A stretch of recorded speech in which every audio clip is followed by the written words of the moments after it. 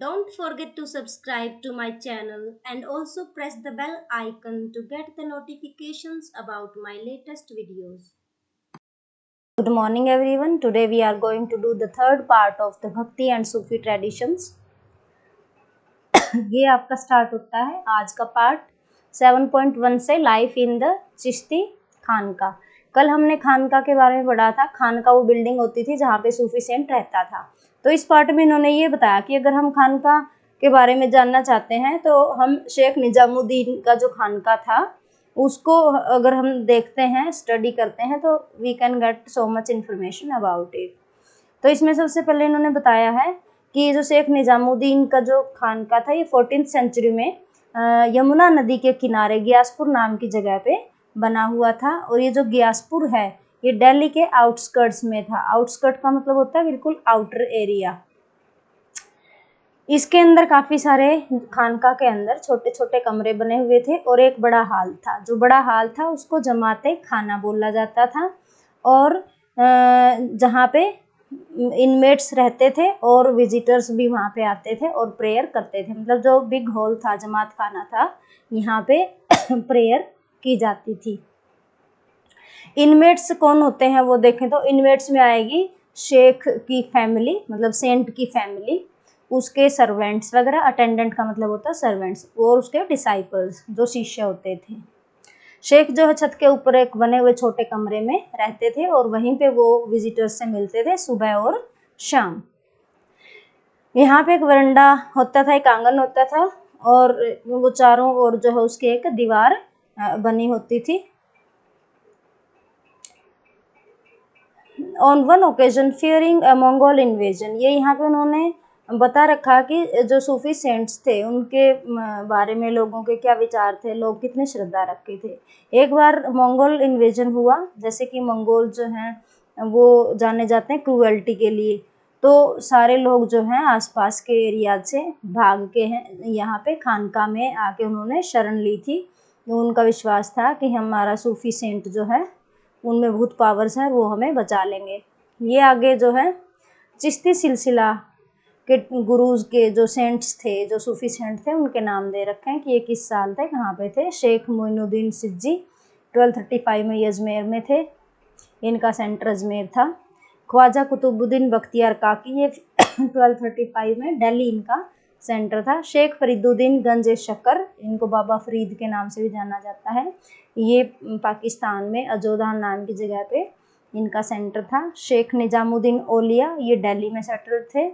और जो शेख नसीरुद्दीन चिरागी दिल्ली, वो जो है जैसा कि इनके नाम से क्लियर है कि ये भी दिल्ली में ही सेटल्ड थे 1356 में। आगे चलते हैं। इसमें जो खानका की हम बात कर रहे थे, इसमें एक ओपन किचन भी होती थी जिसको लंगर कहा जाता था। और ये जो लंगर था it was run on Futuh and ask for charity, मतलब ये चैरिटी पे ही चलता था। कोई भी आते जाते हैं तो यहाँ पे जो डोनेट करना चाहते हैं डोनेट कर सकते हैं और यहाँ पे फ्री में आने जाने वाले नीडी लोग फ्री में यहाँ पे खाना खा सकते हैं। यहाँ पे सुबह से लेकर शाम तक सभी तरह के लोग विजिट करते थे। सोल्जर हों, स्लेव्स हों, चाहे वो सिंगर्स हों, चाहे मर्चेंट्स हों, पोएट्स हों, ट्रैवलर्स हों, चाहे अमीर हो या गरीब हो। हिंदू जोगीज, जिसको योगी भी बोलते हैं और जोगी भी बोल देते हैं, और कलंदर्स, कलंदर भी ये सेंट ही होते हैं जो कल हमने पढ़ा था कि जो कनखा में नहीं रहते सूफी सेंट्स ही होते थे, वो बाहर घूमते रहते थे, मेंडिकेंट्स होते थे। तो वो सभी यहाँ पे आते थे इनसे, इनके शिष्य बनने के लिए, इनसे गाइडेंस लेने के लिए। डिसाइपलशिप का मतलब है वो इनके शिष्य बनना चाहते हैं, दीक्षा लेना चाहते हैं। एम्यूलेट्स फॉर हीलिंग, एम्यूलेट होता है ताबीज, जैसे ताबीज बनाते हैं ना अपने बाबा लोग, तो ऐसे इनसे ताबीज भी लेने आते थे ताकि उनको अगर कोई बीमारी है तो वो हील हो जाए। और कुछ कई बार जो है वो जो शेख होता था, जो सूफी सेंट होता था, उसका काफ़ी सारे मैटर्स में जो है वो जैसे किसी कोई प्रॉब्लम है उसको सोल्व करवाने के लिए उसका इंटरफियरेंस जो है हर मैटर में करवाते थे। जो दूसरे विजिटर्स हैं उनमें आते हैं पोएट, जैसे जिसका एग्जाम्पल दे रखा है अमीर हसन सिद्दी, ये एक पोएट था, ये भी इनका शिष्य था और ये यहाँ पे इनसे मिलने आता था, ये अमीर हसन सिद्दी। फिर दूसरा अमीर खुसरो। अमीर खुसरो का तो नाम सभी ने सुना होगा कि अमीर खुसरो जो है वो उन्होंने 7 दिल्ली सुल्तान्स के दरबार में जो है वो रहे थे। काफ़ी सारी इनकी रचनाएं जो है आज भी पाई जाती हैं। और एक जियाउद्दीन बर्नी नाम के हिस्टोरियन थे, वो भी जो है यहाँ पे विजिट करते थे। ये इनके नाम देने का यहाँ पे क्या मतलब है कि यहाँ पे आम आदमी भी आते थे और जो है बड़े बड़ी पर्सनालिटीज़ भी जो है इनसे गाइडेंस लेने, इनके शिष्य बनने के लिए इन सूफ़ी खनकाज में विजिट करने वो आते थे। और इन सब लोगों ने जो है सेंट के बारे में अपने विचार भी लिखे हैं। अब कौन कौन सी प्रैक्टिसेस जो है यहाँ पे अडॉप्ट की जाती थी, क्या क्या किस टाइप के फंक्शंस होते थे, तो यहाँ पे ये आपके डिस्क्राइब कर रखा है।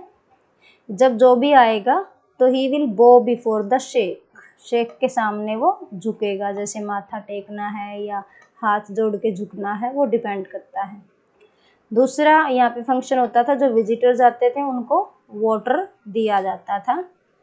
और तीसरा मेन फंक्शन था कि जो भी यहाँ से दीक्षा लेता था, ये जो इनिशिएट्स होते हैं ना, ये दीक्षा लेने वालों को बोलते हैं। दीक्षा को इनिशिएशन और दीक्षा लेने वाले इनिशिएट्स, कि जो यहाँ से दीक्षा लेते थे वो अपने बाल कटवाते थे और बिल्कुल गंजे हो जाते थे। और कुछ योगिक एक्सरसाइज भी यहाँ पे होती थी, जैसे ध्यान, मेडिटेशन वगैरह। तो ये सारी चीज़ें थी जो ये दर्शाते हैं कि जो सूफी सेंट थे वो तरह तरह के ट्रेडिशंस को अपने अंदर असिमिलेट कर लेते थे, अपना लेते थे। और यही कारण था कि सूफी सेंट जो है बहुत ज़्यादा पॉपुलर हो गए, क्योंकि हिंदुओं की भी जैसे दीक्षा देने वाली है, ये योगिक एक्सरसाइजेज हैं, झुकना, जल देना, तो उनको ऐसे लगता था कि ये एक हिंदुइज्म की तरह ही है। तो इसलिए जो सूफी सेंट्स थे, इनके फॉलोअर्स में Hindu as well as Muslims दोनों ही होते थे।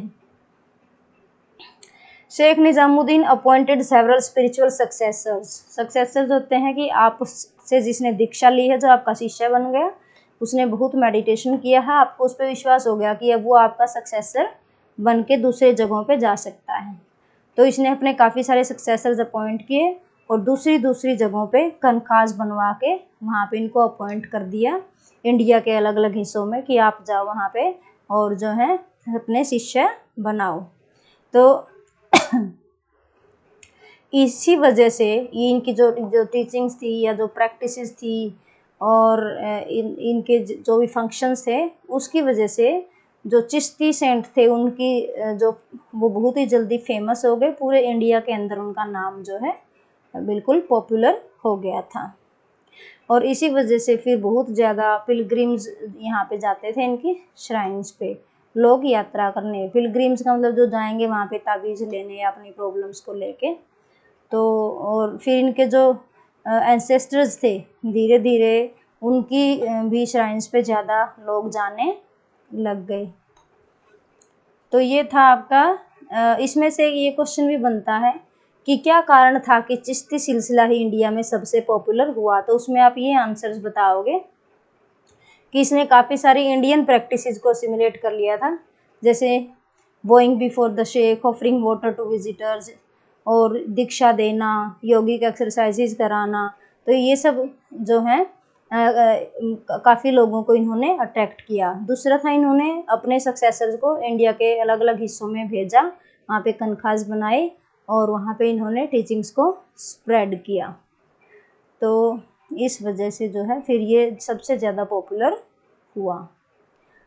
आगे देखते हैं ये ऊपर बॉक्स में क्या लिख रखा है, द स्टोरी ऑफ दाता गंज बख्श। ये भी एक सूफी सेंट के बारे में ही इसमें लिखा गया है कि ये 1039 में एक अबू अल हसन अल हुजविरी नाम के एक बंदे को, ये अफ़गानिस्तान से कोई टर्क्स आ रहे थे इंडिया के अंदर, उन्होंने वहाँ से हुजविर नाम की जगह से इसको कैप्चर कर लिया था और इन्होंने आके इंडिया में लाके उनको छोड़ दिया।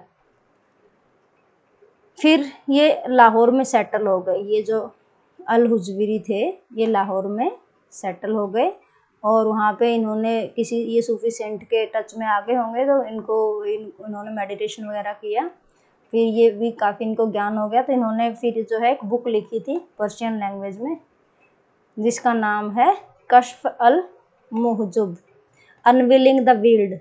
अनविलिंग द वील्ड का मतलब होता है कि भगवान का जो रहस्य है मैं उसको इस बुक में खोलने जा रहा हूँ।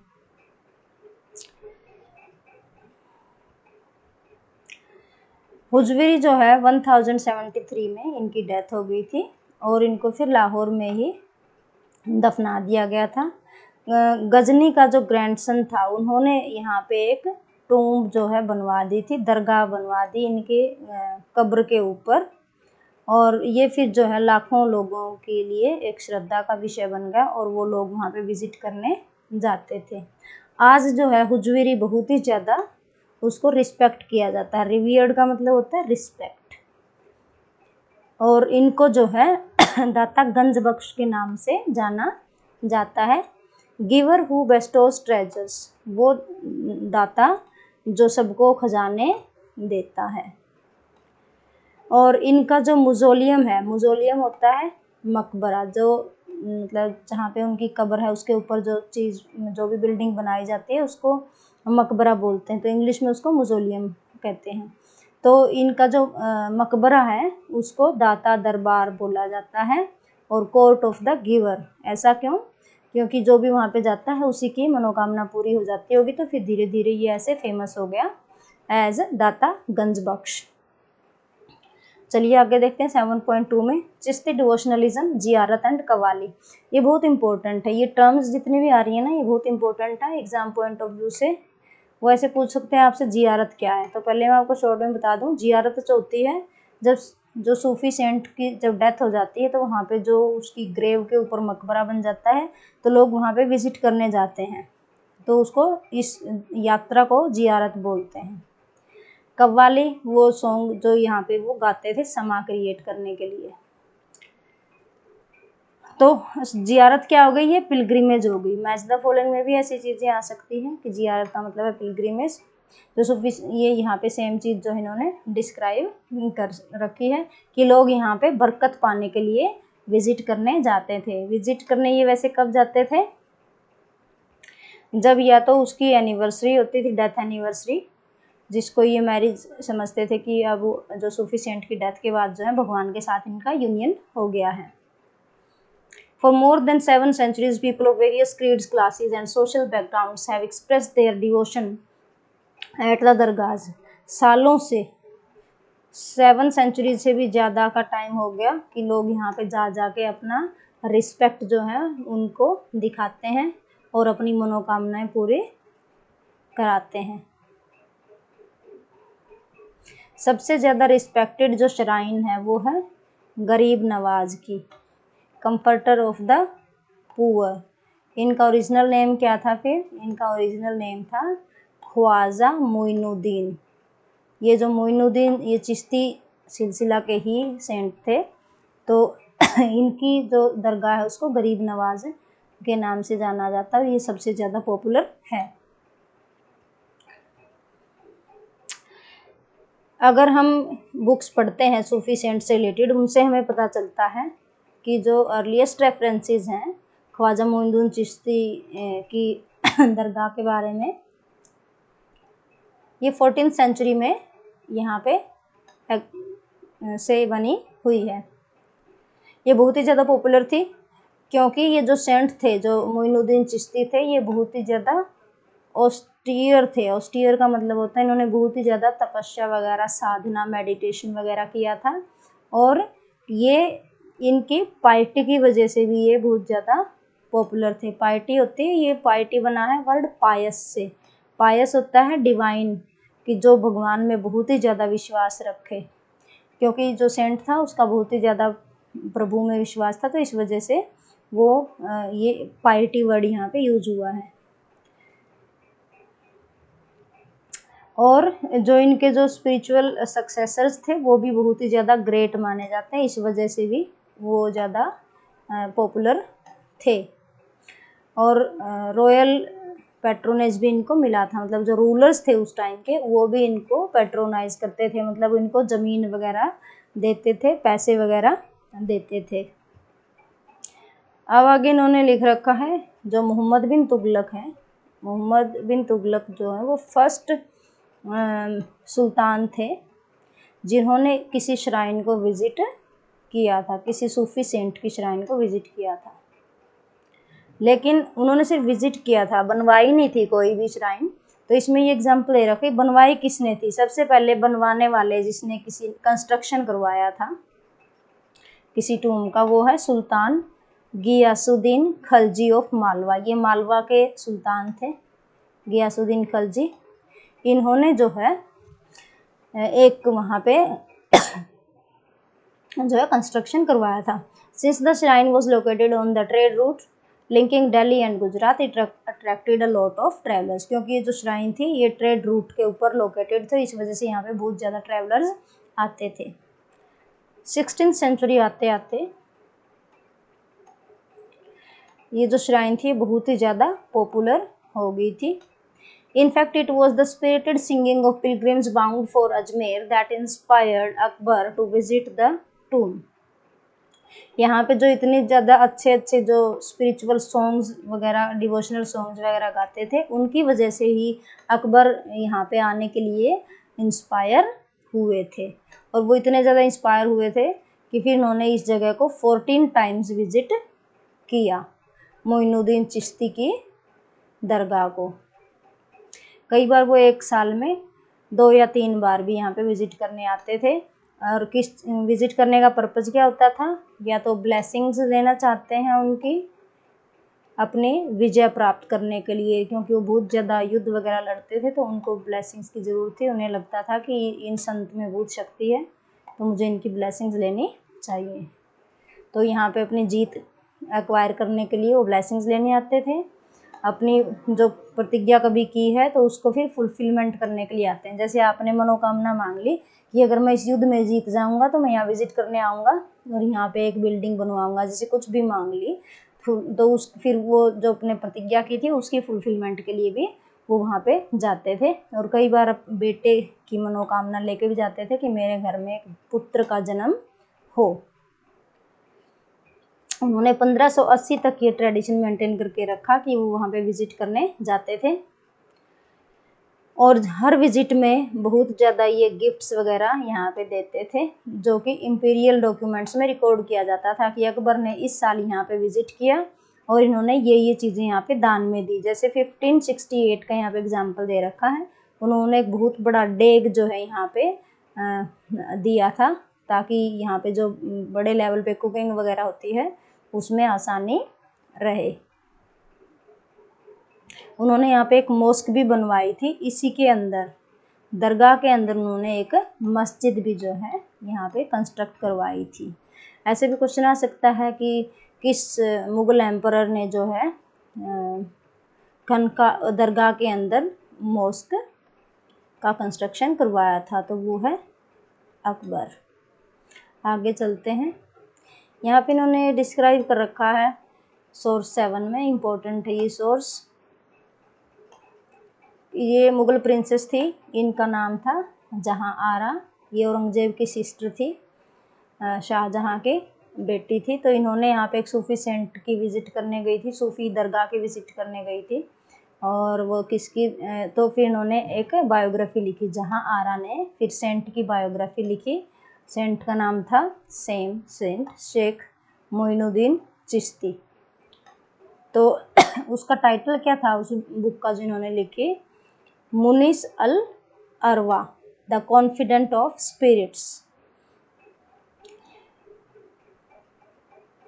तो इसमें जहारा ने अपना ये एक्सपीरियंस लिखा है कि मैं after praising the one God, मतलब जो एक भगवान है, जो अल्लाह है, उनकी मैं प्रशंसा करते हुए मैं एक बहुत ही हम्बल फ़कीरा हूँ। जैसे फ़कीर होते हैं ना, तो फीमेल फ़कीरा हो गई।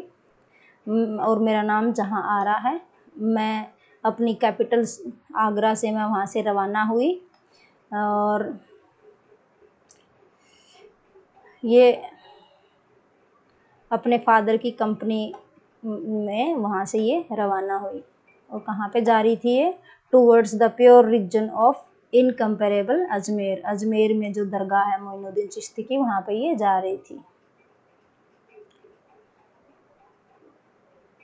और इसने मन में ये मन्नत मांग रखी थी कि मैं जहाँ पे भी रास्ते में जब जाती हूँ तो एवरी डे हर स्टेशन पे I would perform 2 cycles of optional prayers, कि मैं 2 प्रेयर्स वहाँ पे करूँगी। जहाँ के भी रास्ते में स्टेशन आएगा रुकूंगी तो मैं वहाँ पे 2 साइकिल्स ऑफ प्रेयर्स वहाँ पे ऑफर करूँगी। बहुत दिनों तक ना मैं सोई लेपर्ड स्किन के ऊपर। ये जो शाही लोग होते हैं वो लेपर्ड स्किन पे सोते हैं। तो इसने, क्योंकि ये बहुत ही ज़्यादा अपने आप को हम्बल कह रही है, तो ये और श्रद्धा में भी कि मैं कोई जो है सुख सुविधा की चीज़ें ज़्यादा यूज़ नहीं करूँगी, तो ये लेपर्ड स्किन पे सोई नहीं थी रात को। और मैंने अपने पैर भी जो हैं ये दरगाह की तरफ करके नहीं सोई, जैसे हम लोग कहते हैं टेंपल की तरफ पैर करके नहीं सोए। तो ये जहारा इसमें डिस्क्राइब कर रही है कि मेरे अंदर इतना ज़्यादा रिस्पेक्ट था उनके लिए, सेंट के लिए, कि ना तो मैं लेपर्ड स्किन पे सोई और ना ही मैं जो है उधर पैर करके सोई, और ना ही मैंने उधर अपने बैक की, जैसे हम मंदिर की तरफ कहते हैं कि बैक नहीं करनी। और मैंने जो अपने दिन है वो पेड़ों के नीचे ही काटे, मैं शाही टेंट में नहीं सोती थी। ये उसकी श्रद्धा है कि वो कितनी स्पिरिचुअल जो है अपने आप को फील कर रही है। फिर ये बता रही कि थर्सडे का दिन था और महीने का 4th डे था, जैसे डेट के हिसाब से रमज़ान का महीना था, उसका 4था दिन था। मैं उस दिन पिलग्रिमेज पे पहुंच गई। इस यहाँ पे उन्होंने बोला है कि ये परफ्यूम्ड टूम्ब है, वहाँ पे हम पहुँच गई। परफ्यूम्ड इसलिए बोला क्योंकि जो सूफी सेंट होते हैं उनकी दरगाह के पर जाते हैं लोग तो परफ्यूम चढ़ाते हैं, तो बहुत ज़्यादा खुशबू आ रही थी यहाँ से, तो इसलिए कह रही कि जो खुशबूदार टूम्ब है, दरगाह है, मैं वहाँ पे पहुँच गई। और अब जब ये पहुँची वहाँ पे 1 घंटा रहता था दिन निकलने में। ये फिर बता रही यहाँ जाके इसने कैसी एक्टिविटीज़ की। I went to the holy sanctuary and rubbed my pale face with the dust of the threshold, कि मैं वहाँ जाके मैंने जो दहलीज थी वहाँ पे अपना फेस टच किया। From the doorway to the blessed tomb I went barefoot, चप्पल वहाँ पे ही छोड़ दी इन्होंने गेट के ऊपर, फिर नंगे पैर जो हैं अंदर उनकी दरगाह तक, कब्र तक गई। वहाँ जाके इन्होंने शी किस्ड द ग्राउंड। फिर ये डोम में एंटर इन्होंने किया और वहाँ जाके जो टूम्ब थी, जो दरगाह थी, उसके जो मेन कब्रगाह थी, वहाँ इन्होंने 7 चक्कर उसके चारों तरफ काटे। फिर इसने ये कहती है जहारा कि फिर मैंने अपने हाथों से जो सबसे अच्छी क्वालिटी का जो इत्र था, इत्र होता है परफ्यूम, खुशबूदार होता है बहुत ही ज़्यादा, कि मैंने उस जो खुशबूदार टूम्ब थी, जो कब्र थी, मैंने उसके ऊपर बहुत ही अच्छी क्वालिटी का इत्र ऑफर किया। फिर मैंने अपना जो स्कार्फ था सिर के ऊपर जोड़ के रखते हैं वो उतारा और मैंने ये टूम्ब के ऊपर रख दिया। मतलब ये सिंबॉलिक है कि मैं इतना ज़्यादा रिस्पेक्ट करती हूँ कि मैं ये फीलिंग लेना चाहती हूँ कि मैं तो चली जाऊँगी लेकिन मेरा सिर हमेशा आपके चरणों के ऊपर रहेगा। ये उसकी श्रद्धा दिखाने के लिए। तो फिर साइड में देखते हैं ये the lamp of the entire land, इसमें इन्होंने क्या बताया है कि हर सूफी सेंट की जो दरगाह होती थी उसमें कोई स्पेशल फीचर्स होते थे, हर किसी की कोई स्पेशल यूनिक बात मिलती थी। ये 18th सेंचुरी का एक विजिटर था, डेक्कन से ही आए थे, तो इन्होंने एक दरगाह विजिट करी थी।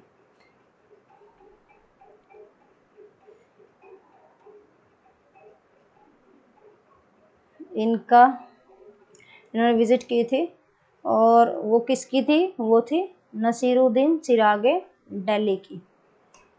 और उन्होंने फिर अपनी एक बुक में इन्होंने उसके बारे में जो है डिस्क्रिप्शन दिया है। उस बुक में ये कहते हैं कि जो ग्रेव के अंदर जो सेंट लेटे हुए हैं वो दिल्ली के लैंप हैं। कब्र में सेंट को लेटा के दफनाते हैं ना, तो ये कह रहे कि जो इस कब्र के अंदर जो सेंट है वो दिल्ली के लैंप हैं, दिया है, दिल्ली के अंदर रोशनी फैला रहे हैं। और उसके साथ साथ वो दिल्ली के ही नहीं, वो पूरे एंटायर कंट्री के अंदर लाइट फैला रहे हैं। यहाँ पे लोग जो है बिल्कुल भीड़ लगा के आते हैं। जनरली वो संडे के दिन आते हैं। In the month of Diwali, Diwali वाले सीजन में यहाँ पे लोग आते हैं। पूरी पॉपुलेशन जो है दिल्ली की यहाँ पे आ जाती है और यहाँ पे टेंट वगैरह लगा के यहाँ पे वो रहने लग जाती है। यहाँ पे वो स्नान करते हैं। उनका ऐसा मानना है कि यहाँ के टैंक में अगर वो स्नान करते हैं तो उनकी जो बहुत लंबे समय से कोई भयानक बीमारियाँ जो वो झेल रहे हैं वो भी क्योर हो जाएंगी। मुस्लिम और हिंदू दोनों ही वहाँ पे विजिट करते हैं और दोनों के अंदर ही सेम जोश होता है। From morning till evening people came and also make themselves busy in merry making in the shade of the trees. यहाँ पे आते हैं, अपना सिर झुकाते हैं, इच्छाएं पूरी कराते हैं और फिर ट्रीज की छाया में, पेड़ों की छाया में यहाँ पे एंजॉय भी करके जाते हैं। आगे चलते हैं। अब इसमें थोड़ा सा आगे जियारत के बारे में बता रखा है, जो कि ये जो जहाराने की जो सोर्स में बता रखा है, तो इस पूरी प्रोसेस को आप जियारत बोलेंगे कि किसी भी सूफी सेंट की आप दरगाह को विजिट करने जाते हो तो उस प्रोसेस को वो जियारत कहते हैं। इस जियारत के अलावा यहाँ पे म्यूजिक और डांस का भी प्रयोग होता था और जिसमें काफ़ी ट्रेंड म्यूजिशियंस होते थे जिनको कव्वाल बोलते थे। वो वहाँ पे अच्छा बिल्कुल ही धुन लगा के कव्वालियाँ गाते थे और एक फीलिंग ऑफ एक्सटेसी क्रिएट करते थे, आनंद का माहौल क्रिएट करते थे। और जो सूफी सेंट होते थे उन्होंने क्या सिखाया कि भगवान को याद करने के कई तरीके हैं। एक तरीका है जिक्र, कि आप भगवान के नाम का जिक्र करो, भगवान के नाम के गुण गाओ। और दूसरा है या फिर समा क्रिएट करो। समा का मतलब है, ये बहुत इंपॉर्टेंट है टर्म, व्हाट इज समा। तो उसमें आप कह सकते हो use of music by the Sufi saints to create the atmosphere of ecstasy is known as sama. कि जो सूफी लोग म्यूजिक का प्रयोग करते थे एक आनंद का माहौल क्रिएट करने के लिए, उसको समा कहते हैं। समा जो है सूफीज का एक बहुत ही मुख्य फंक्शन होता था कि ये समा का प्रयोग करते थे। और ये इन्होंने कहाँ से लिया था समा वाला पॉइंट, क्योंकि इस्लाम में तो म्यूजिक परमिटेड नहीं है। ये कह रहे हैं कि ये लग रहा है कि ये जहाँ यहाँ इंडिया में आए तो इंडिया में जैसे हम भजन्स वगैरह गाते हैं तो ऐसा लग रहा है कि ये इंडिजिनियस जो इंडिया का इम्पैक्ट था, ये उसका एग्जाम्पल है कि इन्होंने इंडियन भजन से ये चीज़ें बोरो की थी।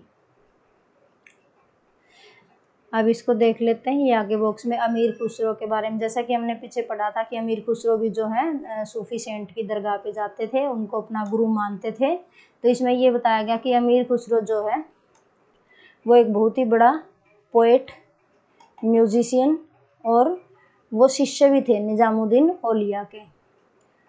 उन्होंने चिश्ती जो समा होता था, जो म्यूजिक का प्रयोग करते थे, उसमें उन्होंने कोल ऐड किया था। मतलब अगर ये क्वेश्चन आ जाता है कि कोल को किसने इन्वेंट किया, तो आप बोलोगे खुसरो ने किया है।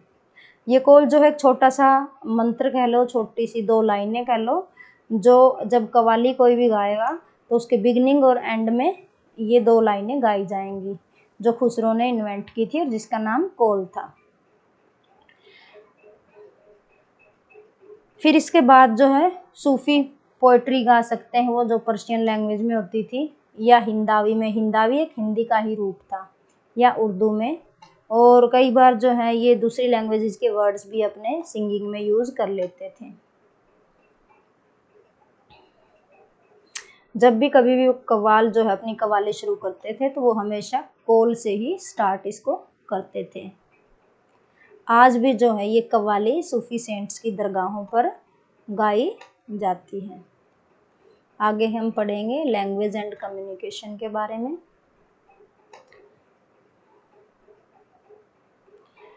जैसे हमने अभी पढ़ा था कि समा जो है ये लोकल फीचर इन्होंने अडॉप्ट किया था हिंदुइज्म से, तो इसके अलावा इन्होंने लैंग्वेजेस भी, जो लोकल लैंग्वेजेस थी वो सूफी सेंट्स ने यूज़ करी थी। ये जो हिंदावी लैंग्वेज को यूज करते थे, हिंदावी जो थी वो it was language of people, मतलब आम आदमी उस टाइम हिंदावी बोलता था। वो कंप्लीट हिंदी नहीं थी, एक मिक्स्ड लैंग्वेज थी जिसमें हिंदी के भी वर्ड्स होते थे, उर्दू के भी होते थे, पर्शियन के भी होते थे।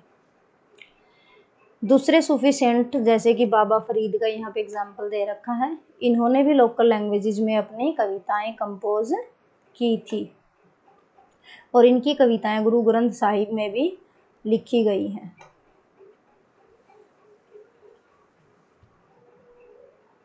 कुछ ऐसे भी सेंट्स थे जो बड़ी लंबी लंबी पोएम्स कंपोज करते थे जिनको मसनवीज बोलते थे। ये मसनवी क्रिएट करते थे क्योंकि इनको डिवाइन लव को एक्सप्रेस करना था और जिसमें ये ह्यूमन लव को एक एलेगरी के रूप में यूज करते थे। मतलब जिक्र करेंगे सॉन्ग्स में ह्यूमन बीइंग्स की तरह, जैसे एक प्रेमिका और प्रेमी है पर वो बात कर रहे हैं भगवान की, उसको कहते हैं एलेगरी। जैसे वो कहते हैं कि मैं तेरे इंतजार में मर ना जाऊं, एक बार दर्शन दे दे, लेकिन वो किसके लिए कह रहे हैं, ये सब भगवान के लिए कह रहे हैं, ना कि अपने किसी फ्रेंड के लिए। इसको ये कहते थे प्रेम आख्यान, लव स्टोरी। जैसे ये एक पद्मावत नाम की, जो तुमने पद्मावत मूवी भी देखी होगी, जिसमें ये पद्मिनी और रतन सिंह की लव स्टोरी आती है, जिसमें तुमने जलालुद्दीन, जो अलाउद्दीन खिलजी था, वो उसके बारे में भी तुमने मूवी में सुना होगा। तो ये एक पद्मावत नाम की नोवेल लिखी गई थी, मलिक मोहम्मद जायसी ने ये लिखी थी और ये कम्प्लीटली एक लव स्टोरी के इर्द गिर्द घूम रही है। पर इसमें इन्होंने ये दिखाने की कोशिश करी है कि ये जो लव स्टोरी है कि जिसमें एक प्रेमी अपनी प्रेमिका से मिलने के लिए बहुत ज़्यादा आतुर हो रहा है, वो इस तरीके से इन्होंने दिखा रखी है कि वो एक सोल है और वो परमात्मा से, आत्मा जो है परमात्मा से मिलने के लिए रो रही है, उससे मिलना चाहती है। इस तरीके से इसको एलेगरी कहते हैं कि लव स्टोरी की बात कर रहे हैं ह्यूमन बीइंग्स के रूप में, पर आप कहना चाह रहे हो सोल और गॉड के बारे में। तो ऐसी जो पोएटिक कंपोजिशंस थी वो कानखा के अंदर जो है कई बार गाई जाती थी और जब समा क्रिएट करते थे। आगे चलते हैं। A different genre of Sufi poetry was composed in and around the town of Bijapur. अब ये साउथ इंडिया की बात आ गई कि साउथ इंडिया में अलग तरह की ही पोइट्री जो है क्रिएट की जाती थी। किसके around? Around the towns of Bijapur and Karnataka. ये छोटी छोटी पोएम्स होती थी डेक्कनी लैंग्वेज में। डेक्कनी जो लैंग्वेज थी ये उर्दू का ही एक रूप थी, थोड़ी सी उर्दू से अलग थी पर मेनली ये उर्दू जैसी ही थी। तो इसमें जो है वहाँ पे इन्होंने छोटी छोटी पोएम्स कंपोज की हैं। These poems were probably sung by women while performing their work, कि जब भी वो घर का काम करती थी तो तब वो इन पोएम्स को गाती थी, चाहे वो अनाज पीस रही हैं, चाहे वो स्पिनिंग कर रही हैं, तो वो बैठ के साथ इन पोएम्स को गाती रहती थी। कुछ ऐसी भी कॉम्पोजिशंस थी जिनको लूरी नामा के नाम से जाना जाता था, या लुलाबीज, मतलब जैसे बच्चों को सुलाते हैं लूरी नामा। कुछ शादी नामा के नाम से जाना जाता था, जैसे वेडिंग सॉन्ग्स, कि ये हैं सारे सूफी सेंट्स के ही, पर कुछ लूरी नामा के शक्ल में हैं और कुछ जो है शादी नामा के फॉर्म में। ऐसा भी माना जाता है कि इस रीजन के जो सूफी सेंट्स थे they were inspired by the pre-existing भक्ति tradition of कन्नड़ा वचनाज। जो हमने पढ़ा था बसावना के बारे में कि उनकी जो कंपोजिशंस है वो वचनाज के रूप में थी, तो यहाँ के सूफी सेंट जो हैं साउथ इंडिया के लगता है उससे इंस्पायर हुए थे और उन्होंने इंस्पिरेशन ली थी मराठी अभंग से भी। ये अभंग्स थे, अभंग जो होते थे, these were also type of teachings of any saint. और सेंट का नाम यहाँ पे दे रखा है संत्स ऑफ पंधारपुर। पंधारपुर एक रीजन का नाम है, वहाँ पे जो सेंट थे वो अभंग्स के रूप में अपना प्रचार करते थे। तो ये भी यहाँ से भी इन्होंने इंस्पिरेशन ली थी। It is through the medium that Islam gradually gained a place in the village of Deccan. कि ये ऐसे छोटे छोटे जो लूरी नामाज, जो शादी नामाज थे, और ये जो पोएम्स थी, इन जो लोग, जो औरतें जो है हाउस होल्ड काम करते हुए उनको गाती थी, इसी के थ्रू जो है ये टीचिंग्स डेक्कन के गांव गांव तक पहुंच गई थी। यहाँ पे चरखानामा दे रखा है, ये जैसे कि नाम से क्लियर है कि चरखा जब काट रहे हैं तो आपको ये वाला सॉन्ग गाना है। इसमें बता रखे कि स्पिनिंग व्हील की रिदम के ऊपर आपने ये सब गाना है। तो इसमें कहते हैं कि जब आप कॉटन लेते हो, जब चरखा काटते हैं तो कॉटन यूज करते हैं ना उसमें, तब आप जिक्र जाली करो, मतलब भगवान का आप जिक्र करो। यहाँ पे जिक्र का मतलब उसका आप नाम लो, प्रभु का नाम लो। जब आप सेपरेट कर रहे हो कॉटन को, फिर तब भी आप जिक्र काल भी करो, मतलब तब भी आप प्रभु का ही ध्यान करोगे। ये इनकी सूफी टर्म्स हैं, ये सब गॉड से ही रिलेटेड है, उसके मेडिटेशन और ध्यान से रिलेटेड है। जब आप थ्रेड को बना रहे हो तब भी आप जिक्र आय नहीं करोगे, मतलब आपने खाली नहीं बैठना, हर एक स्टेप के साथ जो है प्रभु का ध्यान करना है। जिक्र होता है मतलब मेनली तो मेंटल, जो भगवान का नाम रिपीट करते हो उसको ये जिक्र कहते हैं। फिर ये कह रही है जिक्र करना कैसे है। Should be uttered from the stomach through the chest, कि पेट से आपने स्टार्ट करना है और फिर पेट से होते हुए चेस्ट तक ये आएगा और फिर गले में आएगा। और जो सांसें हैं अपनी, एक एक सांस को काउंट करना है 1 by 1, और उसके साथ जो है प्रभु का जिक्र करना है। फिर दिन में आप जो काउंट करना अपने सांसों को 24,000 टाइम्स जो आपने जप करना है दिन रात मिलके, और फिर इसको अपने पीर के चरणों में रख देना, मतलब अपने पीर को, अपने सेंट को, जो सूफी सेंट ने जिसने आपको जिक्र करना सिखाया है, भगवान का ध्यान करना सिखाया है, फिर आप उसके चरणों में इसको समर्पित कर दोगे। हिंदुइज्म में भी ऐसा किया जाता है कि गुरु जब शिष्य को दीक्षा देता है तो ये भी सिखाया जाता है कि आप डेली ये चैंटिंग करके फिर भगवान, अपने गुरु के या भगवान के चरणों में उसको समर्पित कर देना। आगे देखते हैं सूफी एंड स्टेट की, सूफी के स्टेट के साथ क्या रिलेशंस थे। इसमें ये बताया गया है कि जो सबसे मेजर फीचर था जो चिश्ती ट्रेडिशन का, वो था ऑस्टेरिटी की, कितनी ज़्यादा इन्होंने साधना तपस्या की थी। तो साधना अगर तपस्या करी है तो ये जो वर्ल्डली पावर है, जैसे राजा लोग हैं, सुल्तान थे, उनसे ये डिस्टेंस बना के रखते थे। और डिस्टेंस का मतलब ये नहीं कि कंप्लीटली उनके टच में थे ही नहीं, थोड़ा बहुत तो इनको उनके टच में रहना ही पड़ता था, क्योंकि जो सुल्तान होते थे वो इनको गिफ्ट देते थे, और वो गिफ्ट होते थे अनसोलिसिटेड। अनसोलिसिटेड का मतलब है कि मांगे नहीं है सेंट ने, पर फिर भी उसको दे रहे हैं, तो बिना मांगे जो ग्रांट्स देते थे वो अनसोलिसिटेड ग्रांट्स कहलाती थी। और दान में पैसे वैसे भी वो इनको देते रहते थे, तो सेंट उसको एक्सेप्ट कर लेते थे, मतलब वैसे तो उनसे अलग रहते थे पर कभी कभार इनके गिफ्ट्स ले लेते थे। ये क्वेश्चन आता है describe the relations of Sufi with the state, उसमें ये सब आपको बताना पड़ेगा।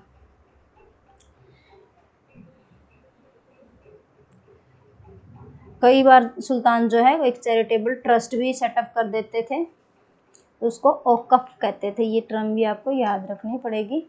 और उसमें जो है जितने भी एक खानका थे, हॉस्पिसेस थे, इनको एंडोमेंट जाती रहती थी। जैसे आपने एक फिक्स रख दिया कि ये जो सूफी खानका है इसमें हर 6 महीने बाद इतने ज़्यादा डोनेशन यहाँ से जाएगी, तो वो ऐसे इंस्टॉलमेंट के की तरह एक फ़िक्स टाइम के बाद इनके पास पैसे पहुँचते रहते थे।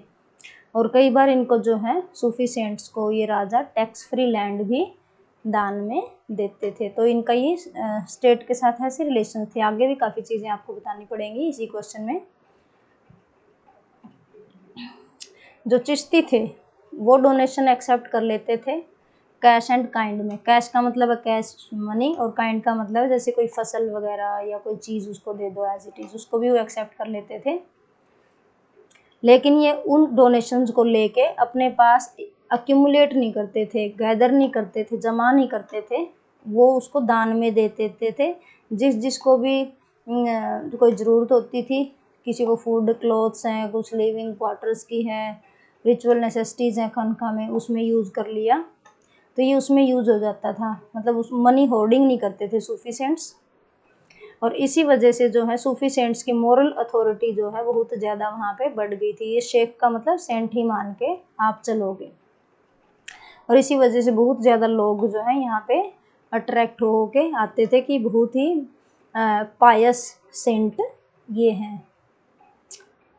Further their piety and scholarship and people's belief in their miraculous powers made Sufis popular. अब ये क्वेश्चन भी आ सकता है कि सूफीज जो है इंडिया में पॉपुलर क्यों हुए, तो इसमें आप ये बताओगे क्योंकि because of their piety and scholarship. Piety मैंने बताया था कि डीप लव फॉर गॉड, और स्कॉलरशिप इंटेलिजेंट थे वो, और दूसरा था लोगों का उनमें विश्वास था कि इनके पास मिरेक्युलस पावर्स हैं, जादुई शक्तियाँ, ये कुछ भी करिश्मा कर सकते हैं।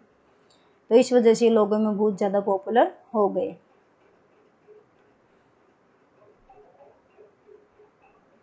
फिर इसमें आगे बता रखा कि किंग्स का क्या इनके साथ डायरेक्ट लिंक होता था। राजा लोग सिर्फ दिखावे के लिए नहीं इनसे क्लोज रहते थे, ये उनकी ज़रूरत थी। ज़रूरत क्यों थी कि उनको उनसे लेजिटिमेशन चाहिए था कि मैं एक जायज़ राजा हूँ।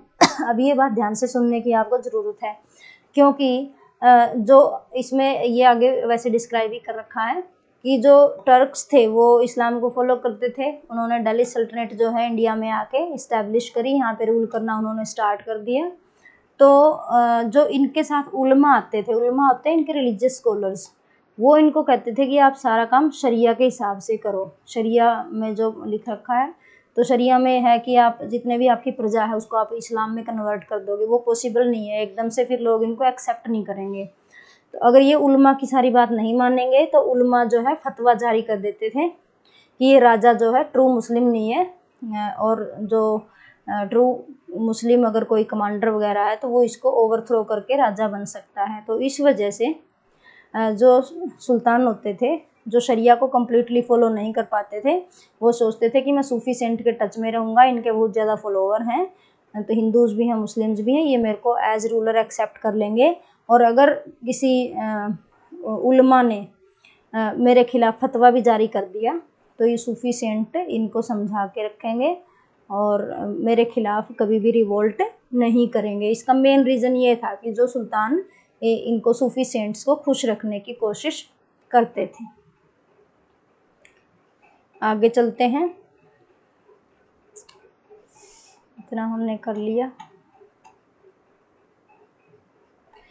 इसके अलावा एक तो रीज़न हो गया ये रिवोल्ट के डर से, लोगों के विद्रोह के डर से बचने के लिए वो सूफी सेंट्स के पास आते थे। दूसरा ये था कि उन्हें ऐसे लगता था जो औलिया था, औलिया भी सूफी सेंट के लिए ही वर्ड यूज़ किया जाता है कि वो भगवान के साथ बात कर सकता है और वो हमारी कंडीशन में सुधार ला सकता है यहाँ पे इस धरती पे रहते रहते भी, और जब हम मर जाएंगे तो उसके बाद भी वो हमें भगवान के साथ जो है थोड़ी सी बेटर पोजीशन वहाँ पे मिल सकती है। However, there were instances of conflict between the sultans and the Sufis। इतना होने के बावजूद भी एक आध बार ऐसा हुआ है कि वहाँ पे कॉन्फ्लिक्ट हो जाते थे सुल्तान और सूफी सेंट्स के बीच में, कोई ना कोई झगड़ा अराइज हो जाता था। इसका रीज़न क्या था कि जो सुल्तान था वो अपने कोर्ट में ये से स्टार्ट कर देता था कि आपको जो है जो भी कोर्ट में आएगा उसको मेरे सामने साष्टांग प्रणाम करना है और ही हैज़ टू किस माई फीट। तो अगर कोई सूफी सेंट वहाँ पे जाता है तो सूफी सेंट तो नहीं करेगा कि मैं तो सेंट हूँ, मैं क्यों किसी के सामने झुकूँ। तो इस वजह से भी कॉन्फ्लिक्ट उनके बीच में अराइज हो जाते थे। और जो सूफी सेंट था कई बार उसको हाई साउंडिंग टाइटल उसके लिए यूज़ करते थे, जैसे किसी निज़ामुद्दीन औलिया को ये कहा करते थे सुल्तान अल मशेक। इसका मतलब ये है सुल्तान अमंग शेख्स। तो ऐसे टाइटल देख के भी जो है सुल्तान को अच्छा नहीं लगता था कि हम सुल्तान हैं और ये जो हैं ऐसे टाइटल्स यूज़ कर रहे हैं जैसे कि सुल्तान को करने चाहिए। तो कई बार कॉन्फ्लिक्ट अराइज हो जाता था। आगे चलते हैं।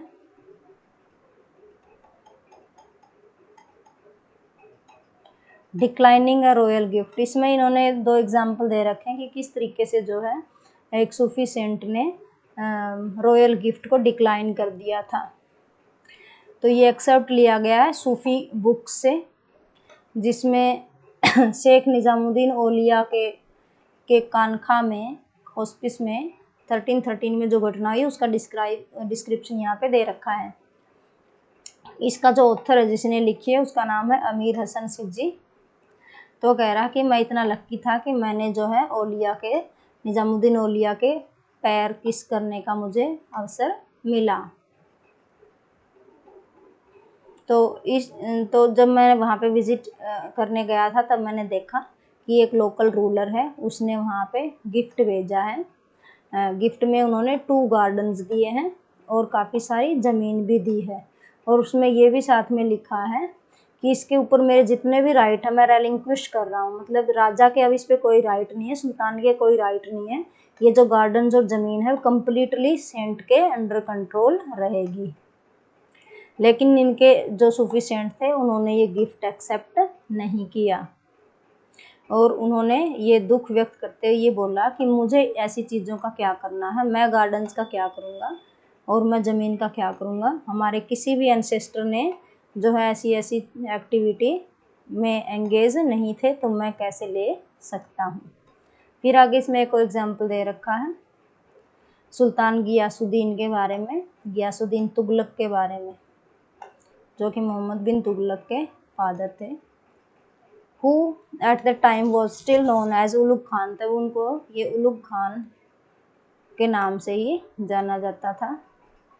तो वो यहाँ पे विजिट करने आए थे शेख फरीदुद्दीन के खानका पे। उन्होंने इनको ऑफर किया था काफ़ी सारा धन, और इन्होंने 4 गांव जो है इनको दान में दिए थे। तो इन्होंने क्या किया, मनी तो अपने पास रख लिया कि जो भी सूफी सेंट्स हैं, जो भी लोग हैं नीडी, उनमें मैं बांट दूंगा। पर इन्होंने जो लैंड वाली गिफ्ट थी 4 विलेजेस वाली, वो डिक्लाइन कर दी थी। इस वजह से भी जो है सूफी सेंट्स के इनके साथ कॉन्फ्लिक्ट हो जाते थे। इसमें आगे बता नहीं रखा। फिर गियासुद्दीन तुगलक को बहुत गुस्सा आया था और इसने ऐसे बोला था कि मैं अभी युद्ध करने गया हुआ हूँ, जब मैं आऊँगा तो मैं उससे पूछूंगा। पर ऐसा कहते हैं कि सेंट के अंदर इतनी पावर थी, ऐसा करिश्मा हुआ कि वो जब युद्ध करके वापस आ रहा था, दिल्ली पहुंचने से पहले उसकी डेथ हो गई थी। तो जब ऐसी घटनाएं होती थी फिर लोगों का और भी ज़्यादा विश्वास इस पे बन जाता था।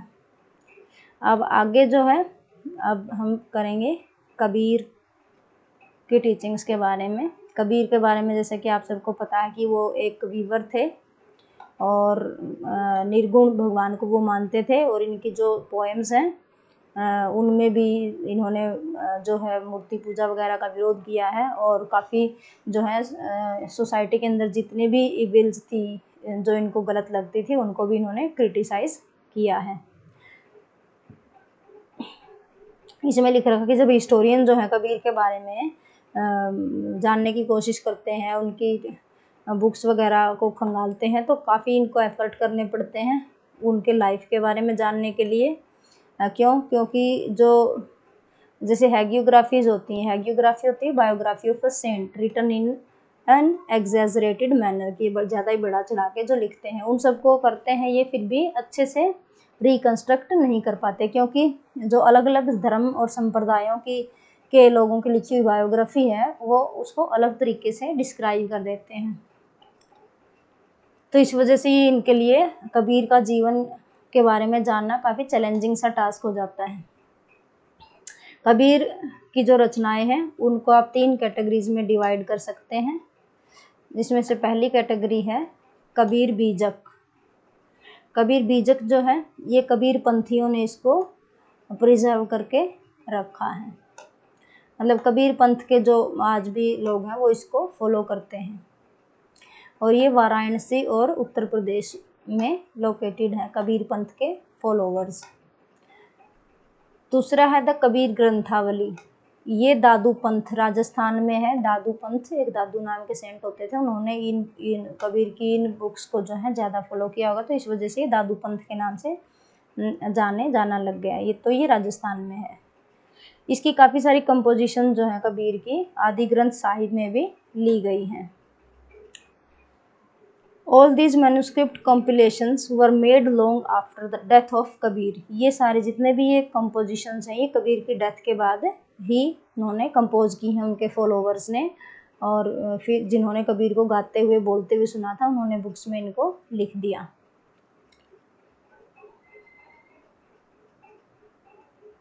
अब 19th सेंचुरी आते आते जो एंथोलॉजीज हैं, एंथोलॉजी होती है कलेक्शन ऑफ शॉर्ट पोएम्स और शॉर्ट स्टोरीज, उसको एंथोलॉजी बोल देते हैं। अब ये प्रिंटेड फॉर्म में भी आने लग गई थी और जो है काफ़ी रीजन्स में ये सर्कुलेट हो रही थी, जैसे बंगाल में, गुजरात में और महाराष्ट्र में। आगे चलते हैं। कबीर की जो पोएम्स हैं उसमें उन्होंने कई तरह की लैंग्वेजेस जो हैं वो इस्तेमाल की हैं और कई तरह के जो है डायलेक्ट्स इन्होंने इस्तेमाल किए हैं, लोकल डायलेक्ट।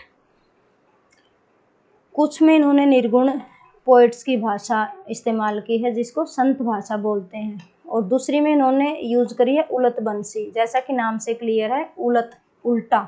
इसमें इन्होंने ऐसे वर्ड्स यूज किए हैं जिसका मीनिंग बिल्कुल उल्टा होता है और वो असलियत में बहुत ज़्यादा डिफ़िकल्टी क्रिएट करता है इसका मीनिंग समझने में। तो जैसे अल्टीमेट रियलिटी को जानना जितना डिफ़िकल्ट है, उस डिफ़िकल्टी से बिल्कुल रेजोनेट करते हुए उन्होंने ऐसे ऐसे वर्ड्स यूज़ किए हैं उन वर्ड्स को भी समझना बिल्कुल डिफ़िकल्ट है। अब इसमें एग्जाम्पल दे रखे हैं, इन्होंने लिखा the lotus which blooms without flower, कि ऐसा लोटस, जो लोटस तो फूल होता है, वो खिल रहा है बिना फूल के। तो मतलब ये उल्टा ही हो गया ना एक तरीके से, कि लोटस खिल रहा है लेकिन फूल नहीं है, तो ये it becomes very difficult to understand. फिर जैसे इसमें लिख रखा fire raging in the ocean, कि समुद्र के अंदर फायर कैसे भड़केगी ये बताओ। तो ये भी एक तरीके का ये उलट बंसी का ही यहाँ पे प्रयोग दिखाया गया है। और ये ऐसे ऐसे वर्ड्स जो हैं वो कबीर की जो मिस्टिकल एक्सपीरियंस हैं उनको डिस्क्राइब करते हैं। मिस्टिकल एक्सपीरियंस होते हैं, mystical is a word which we can use for the spiritual powers of God which are difficult to understand, कि उनके जो मिस्टिकल जो गॉड से रिलेटेड जो एक्सपीरियंस थे उनको उन्होंने ऐसी भाषा में डिस्क्राइब किया है जिसको समझ पाना मुश्किल है। अब इसमें आगे बता रखा है कि लैंग्वेज अलग अलग थी, उनके स्टाइल अलग थे, इसके अलावा इन्होंने अलग ट्रेडिशन से चीज़ें बोरो की थी। जैसे अगर अल्टीमेट रियलिटी को, अगर गॉड को डिस्क्राइब करना है तो उन्होंने डिफरेंट रिलीजन्स के वर्ड्स को उसमें यूज़ किया। जैसे इस्लाम से उन्होंने लिया, अल्टीमेट रियलिटी इस्लाम से कॉपी करते उन्होंने बोला कि अल्टीमेट रियलिटी अल्लाह है, खुदा है, हजरत है और पीर है। तो ये इस्लाम का इम्पैक्ट है उनके ऊपर। उन्होंने वेदांतिक ट्रेडिशंस वाले भी वर्ड्स यूज़ किए हैं, जैसे अलख है, अलख का मतलब होता है अनसीन, ये अलख है यहाँ पे। और निराकार का मतलब होता है फॉर्मलेस, और ब्रह्मा, आत्मा, ऐसे ऐसे वर्ड्स भी यूज़ किए। मतलब हिंदू और मुस्लिम दोनों ट्रेडिशन से उन्होंने वर्ड्स यूज़ किए हैं। इसके अलावा उन्होंने जो है शब्दा साउंड, जो जिसको अनहद नाद बोलते हैं हिंदुइज्म के अंदर, योगिक ट्रेडिशंस में ये शब्द यूज़ किया जाता है। और शून्य, ये योगिक ट्रेडिशन से भी इन्होंने शब्द और शून्य को जैसे वर्ड्स को यूज़ किया। आगे चलते हैं। उनकी पॉइंट्स में कई बार बिल्कुल कॉन्फ्लिक्टिंग से आइडियाज़ भी एक्सप्रेस किए जाते थे। कई जो उनकी पोएम थी वो इस्लामिक आइडियाज़ को यूज़ करती थी, और वो मोनोथिज्म को यूज़ करते थे और आइकोनोक्लाज्म को। ये क्या होता है? मोनोथिज्म का मतलब है एक भगवान है, इस प्रोसेस को बोलते हैं मोनोथिज्म। आइकोनोक्लाज्म है क्रिटिसाइज करने की प्रक्रिया, कि वो इस्लाम में जो बोला गया कि भगवान एक है उसको इस्तेमाल करते थे हिंदुओं को क्रिटिसाइज करने के लिए, हिंदुओं के पॉलीथिज्म को क्रिटिसाइज करने के लिए। पॉलीथिज्म का मतलब होता है ढेर सारे गॉड्स एंड गॉडेसेस, तो हिंदू लोग इनको मानते थे। ये उसको क्रिटिसाइज करने के लिए इस्लाम वाला मोनोथिज्म यूज़ करते थे कि भगवान एक ही होता है।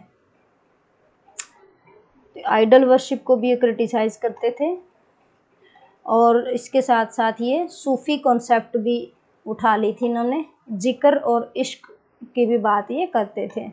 जिक्र भगवान का ध्यान करना और इश्क प्रभु से प्रेम करना। तो ये मतलब ये इन्होंने अलग अलग ट्रेडिशन से चीज़ें ली। इन्होंने हिंदू प्रैक्टिसेस को भी उठाया, जिसमें था नाम सिमरन, कि आपको जो है भगवान के नाम का सिमरन करना है।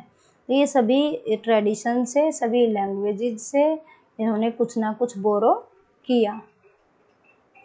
अब क्वेश्चन ये उठता है कि ये जो इतने तरह तरह के जो कंपोजिशंस हैं, पोएम्स हैं, क्या ये सच्ची में कबीर ने कंपोज की हैं? ये हम कभी भी पता नहीं लगा पाएंगे। स्कॉलर्स ने बहुत ज़्यादा कोशिश की है लैंग्वेज को एनालाइज करने की, जो स्टाइल था उसको एनालाइज करने की, और जो इनकी पोएम्स का कंटेंट है उसको एनालाइज करके इन्होंने बहुत एफर्ट किए, पर फिर भी वो कुछ ज़्यादा इसके बारे में पता नहीं लगा पाए कि ये कबीर की है या किसी और सेंट की भी इन्होंने बाद में कबीर के नाम से इन बुक्स में लिख दी। बस इसमें से सिर्फ एक कंक्लूजन निकाल सकते हैं कि कबीर जो है एक सोर्स ऑफ इंस्पिरेशन है उन लोगों के लिए जिनको जो है किसी को क्रिटिसाइज करना हो, क्वेश्चन करना हो कि जो सोशल इंस्टीट्यूशन चल रहे हैं, जो रिलीजियस जो प्रोसेस चल रही है, अगर आपको पसंद नहीं है, आप उसको क्रिटिसाइज करना चाहते हैं, तो ऐसे लोग जो हैं कबीर से प्रेरणा लेते हैं। अब साथ में इन्होंने ये बता रखा कि कबीर के जो आइडियाज़ थे वो धीरे धीरे सालों बाद उनको एक शेप मिली थी।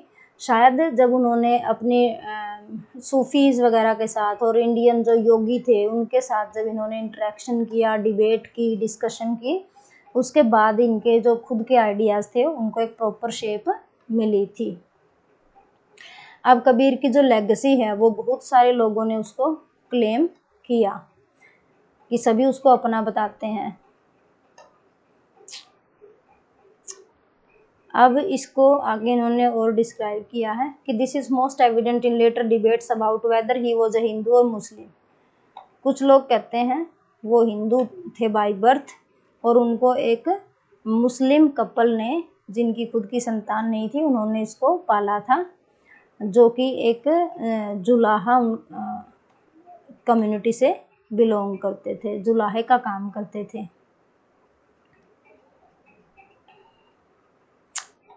जो हैगियोग्राफीज़ हैं, मतलब जो बायोग्राफीज़ हैं वैष्णव ट्रेडिशन के अंदर, विष्णु के फॉलोअर्स वाली जो बायोग्राफी हैं जो कबीर के बारे में डिस्क्राइब करती हैं, वो कहते हैं कि वो हिंदू के घर में जन्मा और एक मुस्लिम के घर में उनका पालन पोषण हुआ, और कबीर अपने आप में एक मुस्लिम नाम है। ये अरेबिक लैंग्वेज का वर्ड है जिसका मतलब होता है ग्रेट।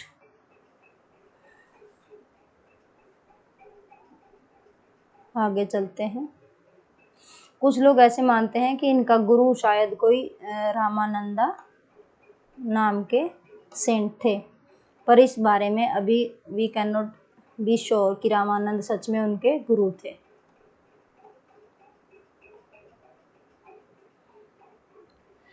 जो कबीर की रचनाएं हैं उनमें गुरु और सदगुरु का जिक्र जरूर आता है, लेकिन उनके खुद के गुरु का नाम उनमें नहीं आता।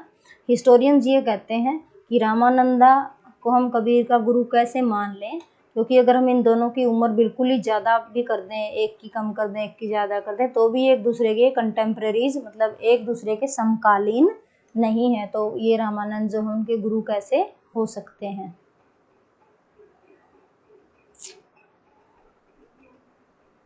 आगे चलते हैं। बाबा गुरु नानक देव जी के बारे में हम अब स्टार्ट करेंगे। Let me just clear this.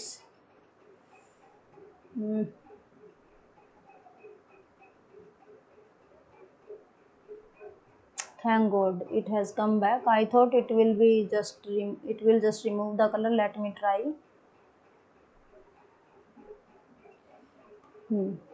I think this will be now white colored.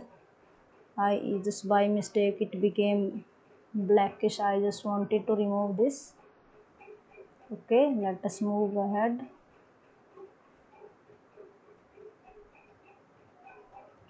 Sorry, I have created this disturbance in your studies. It will come soon to the place where we were doing the chapter.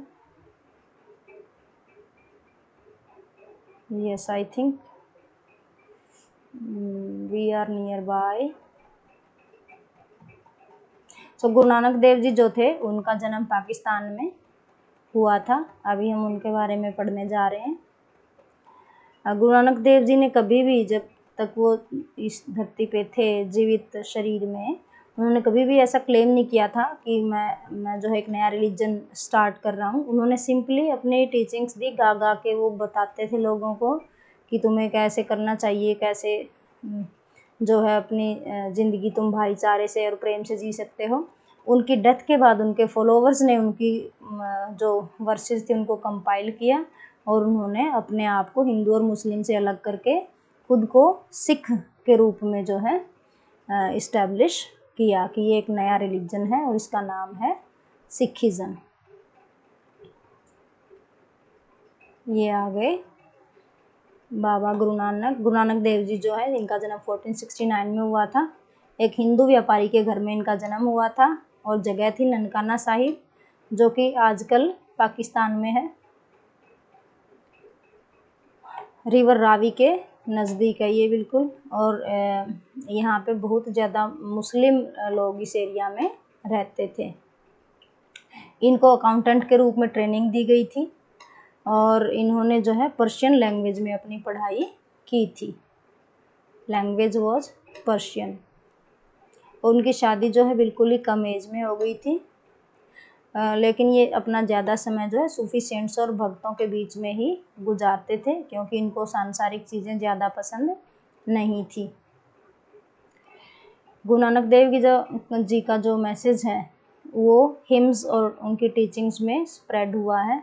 Teachings जो उन्होंने poems वगैरह लिखी और जो hymns उन्होंने compose किए थे उसमें बाबा नानक जी का मैसेज है। इनकी कविताओं से पता चलता है कि निर्गुण भक्ति को मानते थे और उन्होंने जो भी सेक्रीफाइसेस वगैरह थे उनको उन्होंने रिजेक्ट किया कि हमें कोई भी सेक्रीफाइसेस नहीं करने चाहिए। सेक्रीफाइस का मतलब यहाँ पे जैसे हवन होता है उसको भी सेक्रीफाइस ही बोला जाता है। तो इनका ये मानना था कि ये हवन वगैरह और ये जो स्नान करने जाते हो आप किसी नदी में या तालाब में रिचुअल के रूप में, और जो मूर्तियों को आप पूजते हो और जो तपस्या वगैरह करते हो धूप में बैठ बैठ के जल के, तो इन्होंने इन सब का विरोध किया था गुरु नानक देव जी ने। और इन्होंने हिंदूज और मुस्लिम्स दोनों के स्क्रिप्चर्स को क्रिटिसाइज किया था, जो जो उनमें कमियां थी। बाबा नानक जी जो हैं रब मानते थे कि गॉड इज़ वन और उनका कोई जेंडर नहीं है, उनकी कोई फॉर्म नहीं है। मतलब निराकार भक्ति को वो प्रमोट करते थे। उन्होंने बहुत ही सिंपल तरीका बताया था कि भगवान से आप कैसे कनेक्ट हो सकते हो, जिसमें कि आप उनका नाम रिपीट कर सकते हो बार बार, जिसको आप नाम सिमरन कहते हैं, कि आप सिमरन करो और जो है भगवान को आप प्राप्त कर सकते हो। आपको रिचुअल्स वगैरह की कोई ज़रूरत नहीं है। और इन्होंने जो है पंजाबी लैंग्वेज में अपने पोएम्स वगैरह जो हैं ये गाते थे। उनका एक कंपेनियन था जिसका नाम था मर्दाना, वो रबाब बजाते थे और गुरु नानक देव जी उस पर गाते थे। और वो जो गा गा के इन्होंने प्रचार किया वही बाद में इनकी कविताएं बन के गुरु ग्रंथ साहिब में आज लिखी हुई हैं। बाबा नानक के जो फॉलोवर्स थे उन्होंने अपनी एक कम्युनिटी बनाई थी और बाबा नानक जी ने उनके लिए रूल्स इस्टेब्लिश किए थे कि आप संगत करोगे, मतलब सारे कलेक्टिवली इकट्ठे होके भगवान का नाम जप करोगे। और उन्होंने एक अंगद नाम के अपने शिष्य को अपना सक्सेसर के रूप में अपॉइंट कर दिया था। सक्सेसर की मेरे बाद जो है गुरु की पोजीशन इनकी होगी और आगे के लोगों को ये गाइड करेंगे, हमारे फॉलोअर्स को। और 200 सालों तक ये गुरु अपॉइंट करने की उनकी प्रक्रिया जो है जारी रही। फिर लास्ट में गुरु गोविंद सिंह जी ने इसको बंद कर दिया था कि अब कोई भी गुरु नया अपॉइंट नहीं होगा, और जो गुरु ग्रंथ साहिब जी जो बुक है वही हमारे अब गुरु हैं। ऐसा लगता है कि जो बाबा नानक जी थे उनका कोई नया रिलीजन इस्टेब्लिश करने की कोई इच्छा नहीं थी, लेकिन उनकी डेथ के बाद उनके जो फॉलोअर्स थे उन्होंने अपने आप को जो है हिंदू और मुस्लिम दोनों से अलग कर लिया और बोले कि हम तो सिख अपने आप को कहलाएंगे और ये हमारा नया रिलीजन है। इनके जो 5th प्रिसेप्टर थे, प्रिसेप्टर होता है गुरु, इनके जो 5वें गुरु थे गुरु अर्जन, उन्होंने गुरु नानक देव जी की जो हिम्स थी, जो पोएम्स थी, उनको कलेक्ट करके एक बुक में लिख दिया। और उस बुक का पहले तो इसका नाम था आदि ग्रंथ। इस आदि ग्रंथ के अंदर गुरु नानक देव जी के अलावा और भी संतों की कंपोजिशंस हैं, जैसे बाबा फरीद जो सूफी सेंट थे उनकी भी है, रविदास जो कि एक हिंदू सेंट थे, इनकी भी टीचिंग जिसमें है, और कबीर की भी पोएम जो है आदि ग्रंथ साहिब के अंदर लिखी हुई है। और इन हिम्स को जो पोएम्स में लिखे हैं इसको गुरबानी कहते हैं, और ये काफ़ी डिफरेंट लैंग्वेजेस में कंपोज की गई हैं। In late 17th century the 10th preceptor Guru Gobind Singh, ये मैंने बताया था कि जो 10th इनके गुरु थे गुरु गोविंद सिंह जी, इन्होंने 9th गुरु तेग बहादुर सिंह जी की जो कॉम्पोजिशन थी, पोएम्स वगैरह थी, वो इसमें ऐड कर दी और इसका नाम आदि ग्रंथ से चेंज करके इसका नाम रख दिया गुरु ग्रंथ साहिब की। आज से यही हमारे गुरु हैं। अब आगे जो गुरु अपॉइंट करने की जो प्रोसेस है दैट विल बी स्टॉप्ड, क्योंकि अब गुरु ग्रंथ साहिब जी ही हमारे गुरु हैं। गुरु गोविंद सिंह जी ने खालसा पंथ की भी इस्टेब्लिशमेंट की। ये एक मतलब यहाँ पे इनकी एंट्री होती है एज वॉरियर्स कि मुगल्स के खिलाफ इनको काफ़ी लड़ना पड़ा था, क्योंकि इनके 2 गुरु जो हैं मुगलों ने शहीद कर दिए थे। तो फिर उसके बाद जो इनके 10वें गुरु थे गुरु गोविंद सिंह जी, उन्होंने खालसा पंथ की स्थापना करी थी, और जिसमें इन्होंने 5 सिंबल बताए थे कि एक सच्चे सिख के पास ये होने चाहिए, जिसमें बोलते हैं केश, कृपाण मतलब एक छोटी तलवार, और कच्छा, और कंघा, और कड़ा।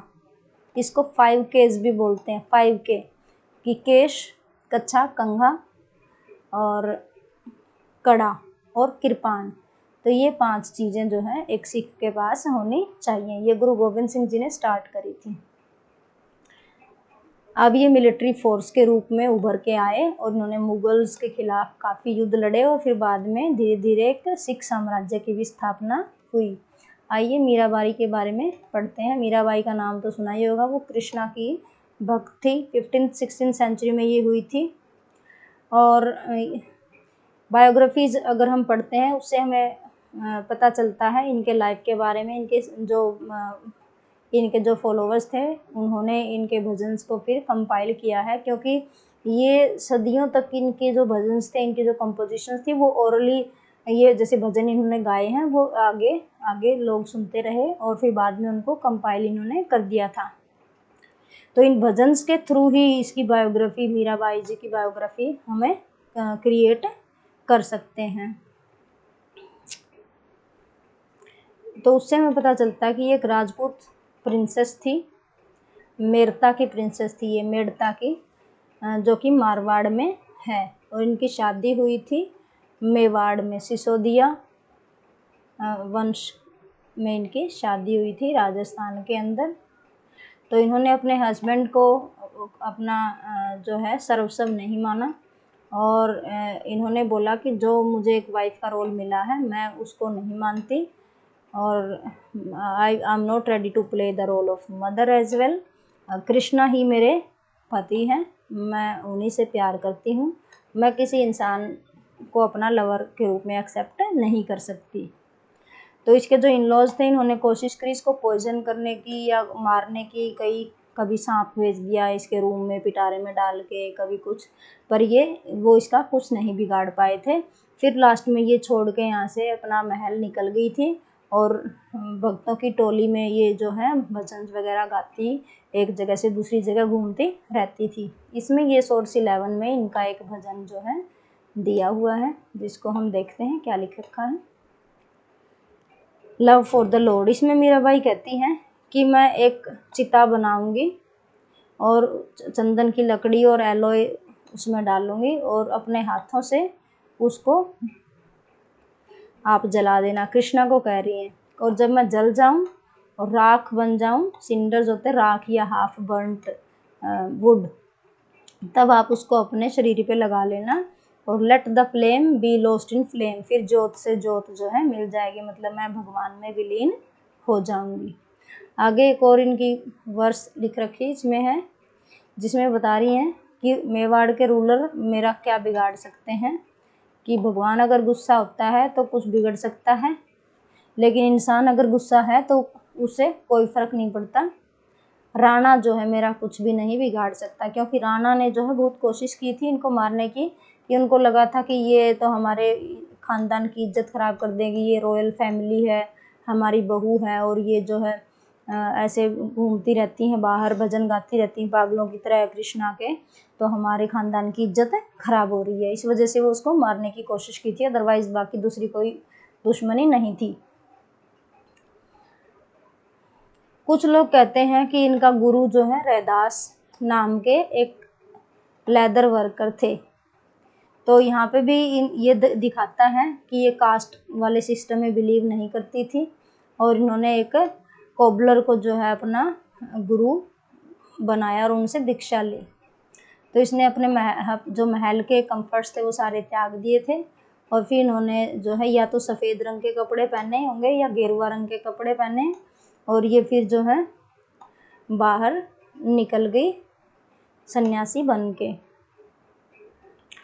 इसके ये कहते हैं कि ज़्यादा फॉलोवर्स तो नहीं है मीराबाई के, पर इनको ये माना जाता है कि ये हज़ारों लोगों के लिए इंस्पिरेशन रहेंगी, कि जो भी भगवान से प्रेम करते हैं और इस आइडियोलॉजी में बिलीव करते हैं कि वी शुड लव गॉड, तो ये उनके लिए एक इंस्पिरेशन है। और आज भी इनके सॉन्ग्स जो हैं आदमी और औरत गाते हैं, और हर कास्ट में, in specially those who are poor and considered low caste in Gujarat and Rajasthan, वो भी इनके सॉन्ग्स को बहुत ज़्यादा गाते हैं। आगे शंकरादेवा के बारे में दे रखी है। ये शंकरादेवा जो है एक रिलीजियस फिगर थे, पर्सनैलिटी थे, और ये याद रख लेना कि ये शंकराचार्य नहीं थे, शंकराचार्य अलग हैं जिसके बारे में ज़्यादा जिक्र आता है। ये शंकरादेवा जो है ये आसाम में थे, और वो शंकराचार्य साउथ इंडिया में थे।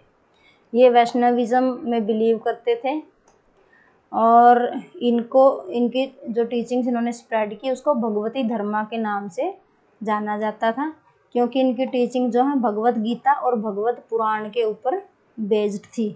इन्होंने भी नाम कीर्तन के बारे में बहुत ज़्यादा बोला कि आपको जो है कलेक्टिवली इकट्ठे हो के और भगवान के भजन जो है गाने चाहिए। इन्होंने ये भी बोला कि मोनास्ट्रीज वगैरह हमें बनानी चाहिए जहाँ पे मंक्स रह सकें, और वो वहाँ मोनास्ट्रीज में रह के स्पिरिचुअल नॉलेज को लोगों में स्प्रेड कर सकें।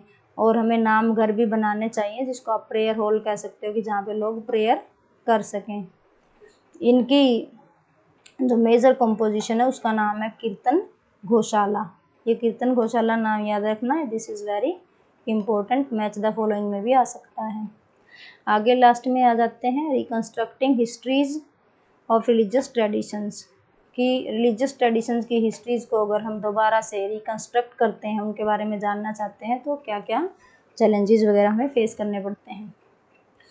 कि हिस्टोरियन जो हैं, हमने देखा कि उन्होंने तरह तरह के जो सोर्सेज इसमें इस्तेमाल किए, जैसा हमने इसके चैप्टर के बिगिनिंग में ही हमने पढ़ा था कि कुछ जो स्कल्पचर थे या आर्किटेक्चर हैं, और कुछ स्टोरीज हैं अबाउट गुरुज़, और कुछ उनकी पोएम हैं, गुरुओं की पोएम्स, और ये सब हमें देख के जो है पता चलता है हमारी रिलीजियस जो प्रोग्रेस किस तरीके से चेंजेस सोसाइटी के अंदर आए और आज प्रेजेंट कंडीशन तक हम पहुँचे।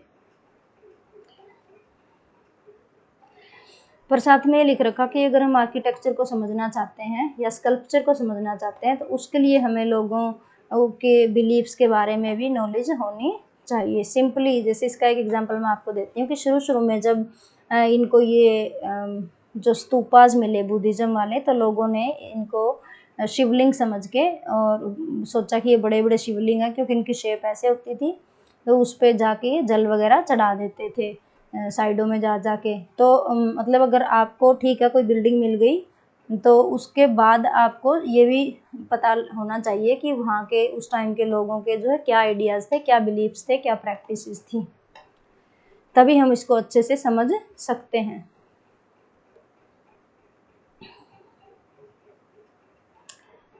आगे इन्होंने कुछ खास नहीं दे रखा कि जो अगर हम टेक्सचुअल ट्रेडिशंस की बात करते हैं, कि टेक्सचुअल ट्रेडिशन का मतलब है जो डिफरेंट बुक्स जो लिखी गई हैं, तो इसमें हम देखते हैं कि इसमें काफ़ी वाइड वैरायटी आपको मिलती है। तरह तरह की लैंग्वेजेस में लिखे गए हैं, ये तरह तरह के स्टाइल्स में लिखे गए हैं। तो कईयों की जो है ये लैंग्वेज है, जो स्टाइल है बिल्कुल सिंपल होता है, डायरेक्ट लैंग्वेज होती है, जैसे वचनाज की है बिल्कुल डायरेक्ट लैंग्वेज है।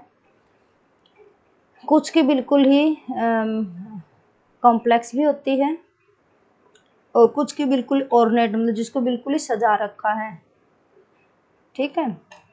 हाई फाई लैंग्वेज, जैसे मुगल एम्परर्स के जो फरमान हैं जो पीछे हमने पढ़े थे, तो अगर उसको हम देखेंगे तो बिल्कुल ही डेकोरेटिव लैंग्वेज, ऑर्नेट पर्शियन का मतलब डेकोरेट की हुई पर्शियन लैंग्वेज में ये है, क्योंकि ये रॉयल फरमान था। तो इन सबको हमें समझने के लिए हमारे पास स्किल्स होने चाहिए, और हमें उन लैंग्वेजेस का भी ज्ञान होना चाहिए जिस लैंग्वेज में वो लिखे हुए हैं। तो जो हिस्टोरियंस हैं उनको इस चीज़ के बारे में भी अवेयर रहना पड़ता है कि जो लैंग्वेज और स्टाइल में जो थोड़ा थोड़ा डिफरेंस आ जाता है उसका क्या मतलब होता है। जैसे कुछ टाइप की जो पोएम्स होती हैं वो क्रिटिसाइज़ करने के लिए यूज़ की जाती हैं, कोई ऐसा स्टाइल होता है जो भगवान की मिराक्युलस पावर्स को डिस्क्राइब करने के लिए ही किया जाता है। तो अगर आप ये सब जानना चाहते हैं तो आपको ये छोटी छोटी बातों की भी नॉलेज होनी चाहिए। Hope you have understood.